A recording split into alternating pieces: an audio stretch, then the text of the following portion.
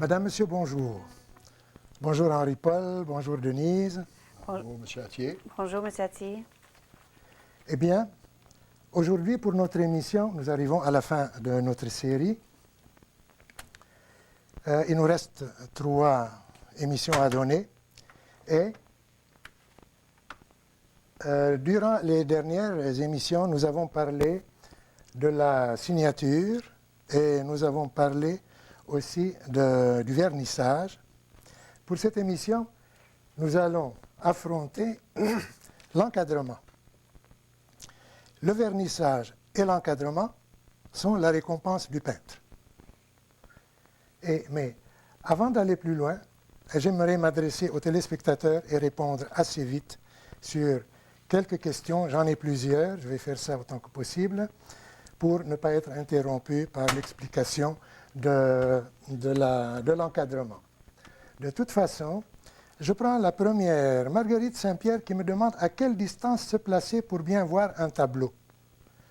Eh bien, vous n'avez qu'à prendre le côté le plus long d'un tableau et multiplier par 3, et vous vous placez là, vous avez une bonne vision de votre tableau. Supposons que vous avez un tableau 2 pieds par 3 pieds, 3 qui est le plus grand côté, multipliez ça par 3, ce qui fait 9. Placez-vous à 9 pieds, c'est la meilleure place. Évidemment, tout dépend de l'état de votre vision. Pour une vision naturelle, c'est ça.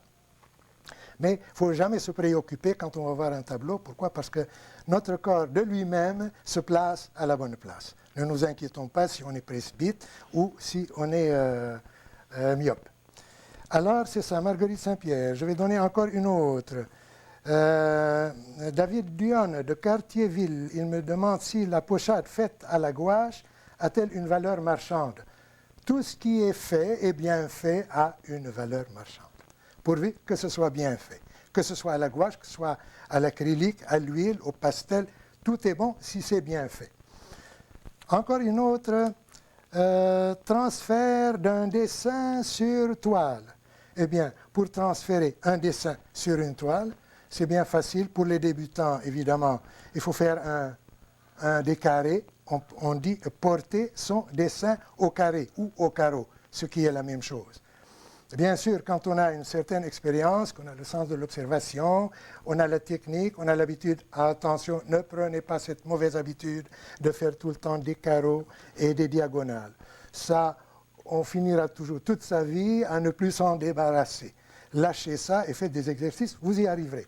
Ceci dit, je vais attaquer le sujet qui est l'encadrement. Je dis bien que le cadre et le vernissage sont la récompense du peintre. Un tableau non encadré, ne le montrez jamais. C'est pas beau. C'est beau, mais si vous l'encadrez, si vous le vernissez, multipliez par double. Ça double sa beauté, ça double sa valeur.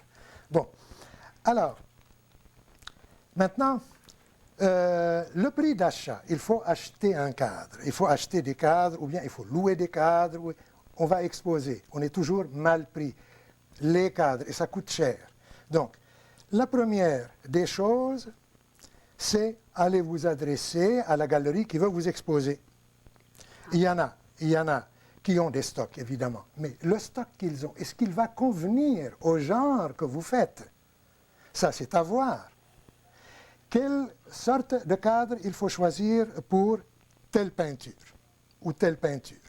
Eh bien, généralement, les peintures qui sont peu chargées, le sujet est simple, il y a peu de contrastes violents, c'est doux, c'est calme, eh bien, il faut choisir un cadre œuvré, contraste, différent, n'est-ce pas, dans la tonalité.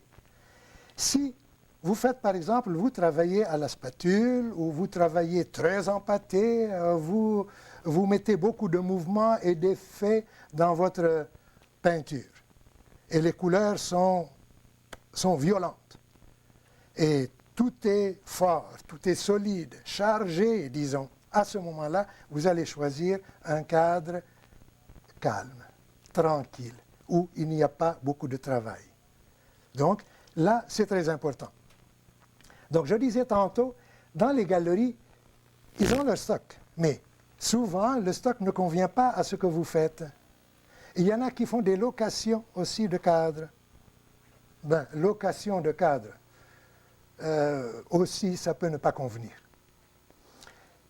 La meilleure façon pour un peintre, c'est de faire son stock à lui. Mais le stock coûte cher. Commencez petit à petit à faire votre stock. Ayez toujours, en fin de compte, chez vous, 20 à 25, 30 cadres dans les dimensions différentes de ce que vous faites. Dans les différentes dimensions que vous faites. N'est-ce pas? Je m'explique bien. Et c'est très important pour vous parce que s'il arrive un moment où vous allez faire une exposition, mettons en solo, vos cadres sont là et ils répondent à la demande expressive de la tonalité, de la composition de votre tableau. Tout est là, net. Et dans l'encadrement, les encadrements que vous choisissez, vous allez les choisir de telle sorte à en faire une unité de l'ensemble de ces cadres. Parce que si vous allez dans une galerie, ils vont vous mettre n'importe quel cadre disponible, il y a disparité dans le choix de vos cadres, donc ça ne va pas. Bref, 20-30 cadres, vous les avez chez vous, faites un petit sacrifice et vous n'aurez pas à le faire une deuxième fois. Pourquoi? Parce que quand vous vendez un tableau, vous pouvez facilement remplacer un cadre. C'est vrai.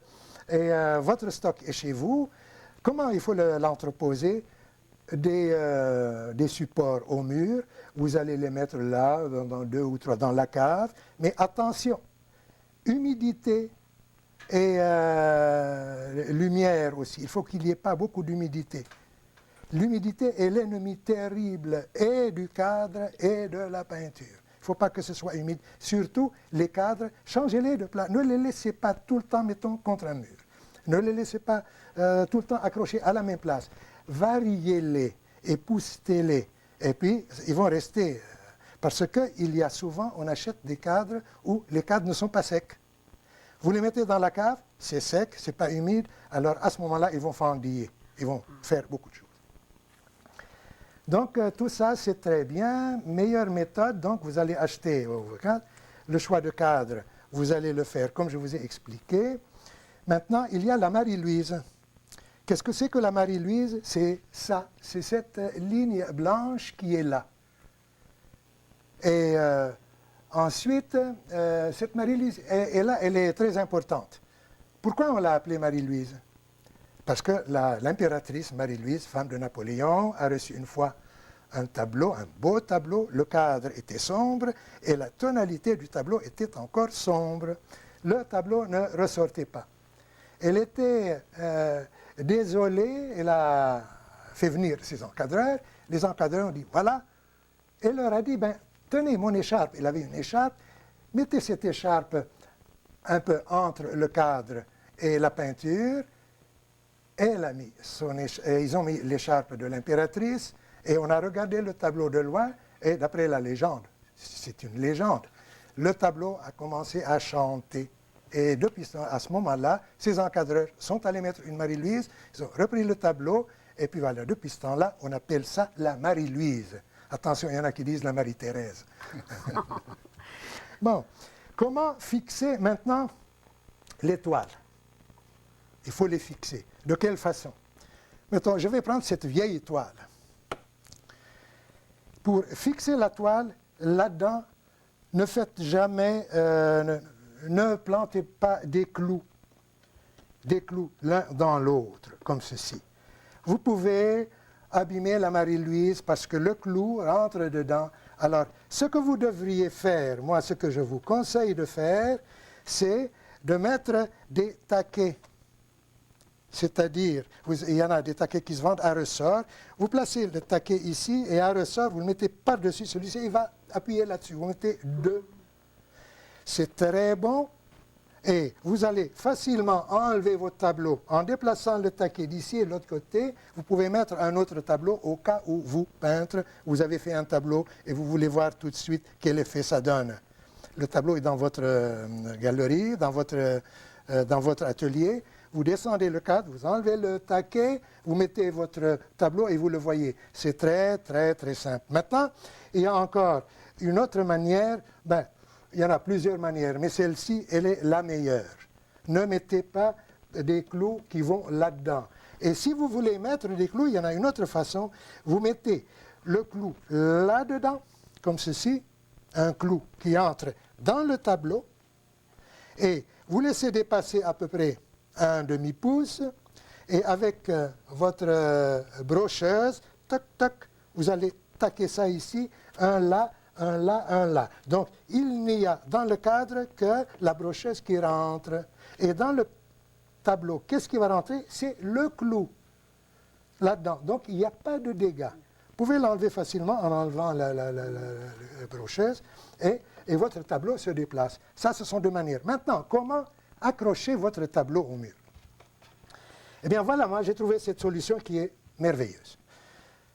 Je prends un œillet, voici l'œillet, et avant de mettre l'œillet, je mets l'œillet ici et puis je soupèse. Il faut que mon cadre tombe à plat. Quand mon cadre tombe à plat, alors à ce moment-là, je mets mon œillet là-dedans, jusqu'au bout. Et je prends un crochet qui tombe comme ceci et qui recule. À ce moment-là, l'encadrement va aller dans le crochet, comme ça, n'est-ce pas, au mur. Donc, la façon d'accrocher ce tableau au mur de cette façon-là, c'est la plus convenable et la plus sûre. Pourquoi? Parce que quand vous mettez dans votre encadrement une broche comme celle-ci, c'est difficile à accrocher au mur et allez donc trouver le centre. Ça va être un peu de travers. Et s'il y a de la circulation dans la rue, le lendemain, vous allez vous trouver avec un cadre de côté. Alors, vous allez être obligé de mettre les deux mains pour le mettre et ça prend du temps. Donc, cette façon-là, elle est miraculeuse. Vous avez le centre. Mettez ce tableau crash et il va devenir lui-même en place. Et pour l'accrocher, simplement, vous n'avez qu'à prendre ceci comme ça et hop, il rentre dedans et lâchez-le. Mettez-le de coin et laissez-le, il va balancer et devenir stable. Donc, plus de problème et c'est plus sécuritaire. La broche, ça peut casser, ça peut avoir toutes sortes d'accidents. Ça, c'est là-dedans et c'est solide. C'est la façon d'accrocher le cadre au mur. Maintenant, qu'est-ce que je dois vous dire aussi à propos de l'encadrement?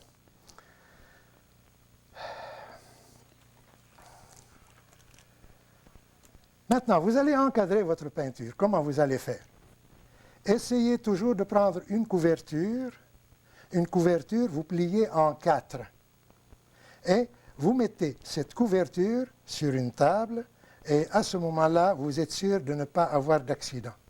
Parce que si votre encadrement, il y a de la dorure dedans, il y a de la patine, donnez des coups de marteau là-dedans, ça peut abîmer la patine, ça peut enlever la dorure et tout. Donc, mettez toujours une couverture en laine, pliée en 4 pour encadrer. Il y a toutes sortes d'encadrements. Maintenant, pour la peinture à l'huile, généralement, on prend un cadre large.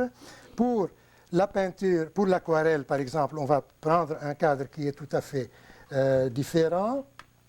Je vais vous montrer ici un encadrement d'une aquarelle. C'est une aquarelle faite par un de l'Académie Wattier, Henri-Paul Saint-Jacques. On va voir, ce tableau-là, ça représente une aquarelle, n'est-ce pas? Ça représente quel sujet, quel pays? Ça, c'est une aquarelle de Bruges. De Bruges. Et comment se fait-il?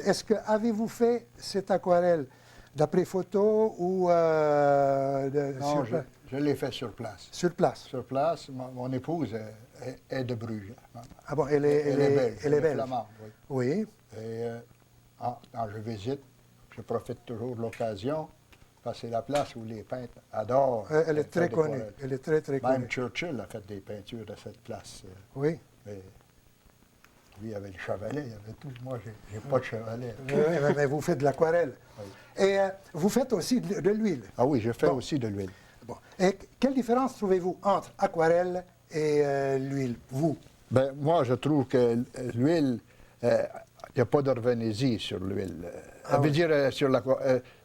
l'aquarelle. Mais sur l'huile, on peut revenir quand on veut.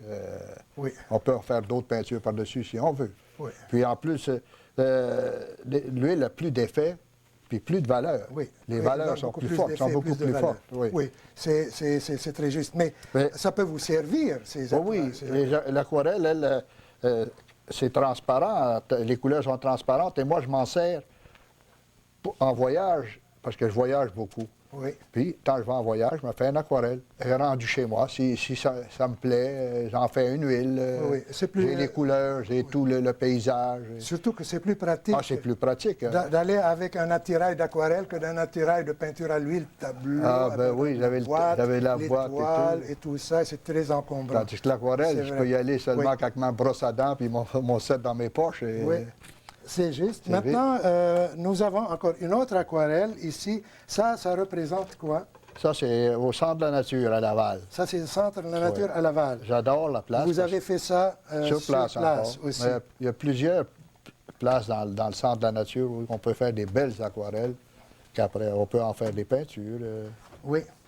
Ah oui, c'est très beau. Il y en a tout le temps des, Il y a toujours, là, des des artistes qui sont artistes éparpillés dans à le coin, droite, à oui. gauche. Ça, c'est le Centre de la nature.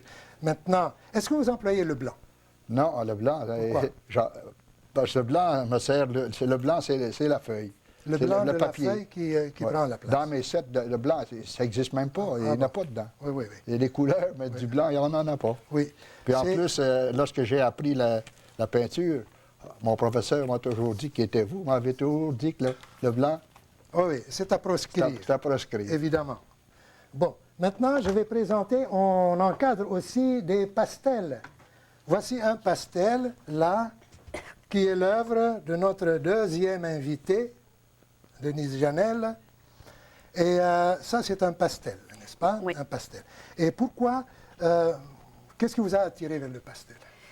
Mais moi, je fais beaucoup d'huile, mais aussi c'est que j'ai un faible pour le pastel parce que je trouve que les coloris sont très naturels. Puis aussi, c'est que c'est sans reflet. Même si la transparence n'est pas comme à l'huile, là, mais j'aime beaucoup les tons de pastel. Je trouve que les coloris sont très naturels. Puis moi, ça m'inspire beaucoup, les Oui. couleurs. Oui. Et ça, c'est vrai que le coloris, la couleur juste est vraie, on la trouve toujours plus dans le pastel que dans n'importe quel autre médium de travail. Et c'est pour cela, si on revient à la télévision, moi j'ai remarqué ça, à la télévision, les maquilleurs et les maquilleuses, avant l'émission, ils font le maquillage, ils mettent un peu de produit. Savez-vous ce que c'est? Moi, j'ai tout de suite compris. Je me suis dit, mais c'est juste. Pourquoi? Pour empêcher les reflets. Les reflets. Et pour empêcher les reflets dans le pastel, n'est-ce pas? Le pastel empêche les reflets. Pourquoi? Parce que c'est de la poudre. C'est de la poudre. C'est poudreux. Oui. Maintenant, pour quelle raison maintenant, il y en a un élève ici, excusez-moi, qui m'envoie une lettre et je vais en profiter, et c'est le moment voulu pour lui expliquer. Il me demande si on peut fixer le pastel. Vous savez, quand vous faites un dessin au fusain, vous fixez votre fusain. C'est Oui. de la poudre noire. Et le pastel, c'est en quelque sorte, c'est du fusain, mais coloré. Est-ce qu'on peut le fixer? On peut fixer le fusain, d'accord, mais pour le pastel, on ne peut pas fixer. Pourquoi? Pour quelle raison? Parce que tout de suite, la couleur va changer d'aspect. Elle va devenir terne. Elle n'a pas la stridence du pastel tel que vous l'appliquez. Dès que vous mettez le liquide du fixatif dessus, ça change de couleur, ça ternit un peu. Mais je vais vous donner un petit truc. Je vais vous donner un petit truc. On va fixer le pastel. Mettons, votre pastel est là, il n'est pas encadré, vous êtes en train de le travailler et vous voulez le fixer. Fixez-le. Vous l'avez travaillé, fixez-le. Une fois que vous l'avez fixé, vous attendez, vous allez retoucher. Où vous allez retoucher? Vous allez retoucher uniquement les parties les plus claires, la lumière, la partie lumineuse, seulement. Et le restant, s'il est fixé, ça n'a pas beaucoup d'importance. Pourquoi? Parce que la couleur de passage qu'on appelle le ton local est toujours gris, Oui, n'est-ce pas? c'est vrai. Alors, vous retouchez votre pastel une fois fixé avec la lumière, les tons lumineux. C'est ça. Et pour quelle raison? Parce que, à la longue, ceux qui ne fixent pas leur pastel, à la longue, la poussière tombe entre la vitre et ça va. Donc, descend. ce qu'il faut faire, il n'y a pas d'empêchement. Un seul empêchement, c'est de fixer. Or, vous pouvez fixer une bonne partie et vous mettez par-dessus le ton juste, clair, net, hein, vibrant de la lumière.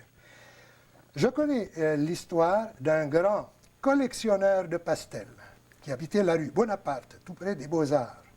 Il avait une collection extraordinaire. Il a vendu sa maison.